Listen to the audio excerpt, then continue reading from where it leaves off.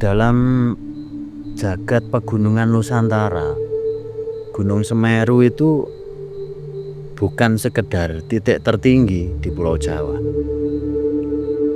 tapi ia adalah gunung yang namanya menggema dalam mitologi kuno,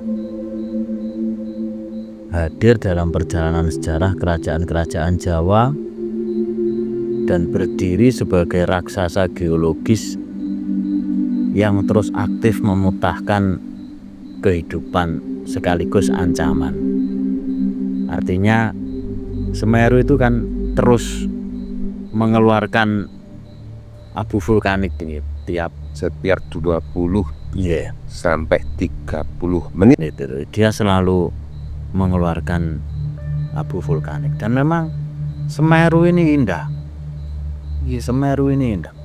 Saya dulu pernah dengan teman melakukan pendakian Semeru itu 20 tahun yang lalu, sudah lebih mungkin. Itu berjalan dari Ranupane begitu, terus mengarah ke Ranukumbolo. Kita melewati Watu Rejeng, terus melewati yang namanya hutan lumut. Itu memang indah sekali. Semeru itu indah. Sampai perjalanan sekitar 3 jam kita sampai di sebuah savana itu, kalau tidak salah namanya Pangonan Cilik. Pangonan Cilik itu sebuah padang rumput yang luas, itu di sekitar danau Ranukumbolo. Waktu itu ya tidak ada pendaki yang lain selain kami bertiga, itu tidak ada. Sampai di sana sepi begitu. Dan waktu saya ke sana itu bawa radio saja nggak boleh, karena HP memang belum ada. Ya ada tapi belum seperti sekarang ini. Ya sudah ada HP, tapi yang HP berkamera dan sebagainya belum ada. Dalam budaya Jawa, Semeru itu sering dipandang sebagai paku bumi, atau penyangga dunia, penyeimbang. Mitos yang paling terkenal itu kan dari kisah dalam Tantu Pagelaran, yaitu sebuah naskah kuno abad ke-15 yang menjelaskan bahwa Pulau Jawa itu dulunya dianggap mengambang dan terombang-ambing gitu loh di lautan. Lalu para dewa memutuskan untuk menancapkan sebuah gunung dari India, yaitu Gunung Meru, ke Jawa agar pulau ini menjadi stabil dan dapat dihuni. Itu kan ya cerita. Tapi kan ya apa yo ngono tenan, ya mestinya ya kita secara logika kan bisa menilai. Tapi memang Semeru ini penuh mitos. Ketika kami melakukan pendakian itu setelah malam itu datang satu rombongan anak-anak pecinta alam. Banyak, ada yang sudah sepuh, ada yang masih anak-anak, dan bercerita banyak panjang lebar tentang Semeru itu. Tentang Semeru. Jadi ya sebenarnya kesakralan atau mitos di Semeru itu kalau menurut saya lebih cenderung bagaimana masyarakat Jawa itu memandang bagaimana ini melindungi. Jadi diceritakan ojo berbuat kerusakan di situ, nanti penunggunya marah.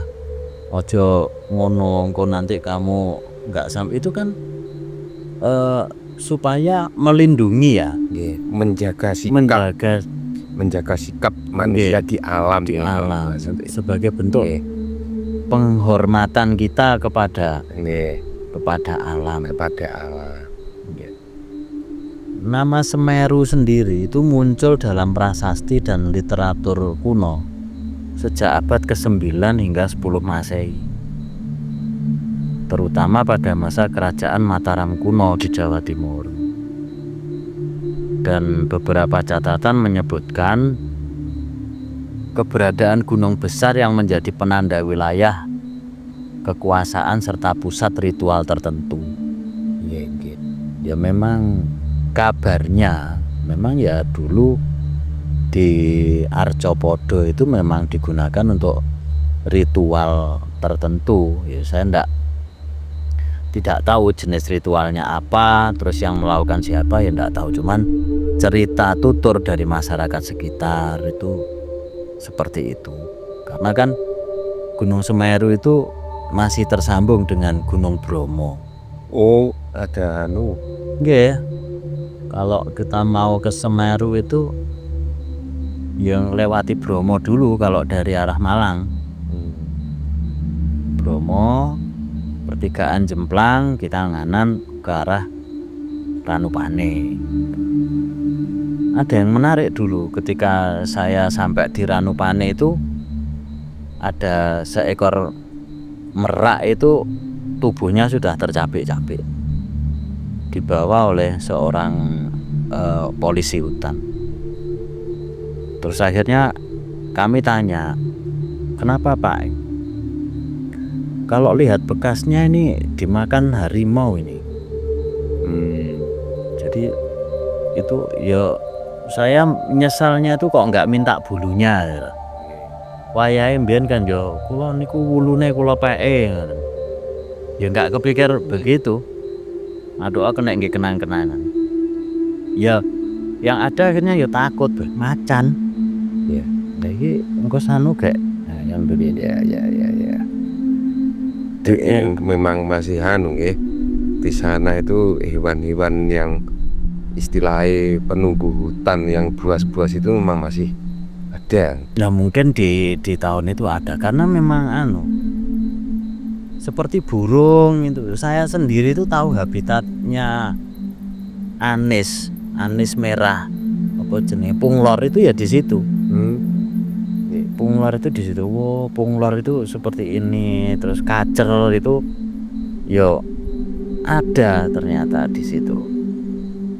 Ya semoga kelestarian alam Semeru itu tetap terjaga sampai hari ini sehingga anak turun kita nanti tetap bisa menikmati keindahan alam Indonesia sekaligus binatang-binatang yang menghuni alam itu.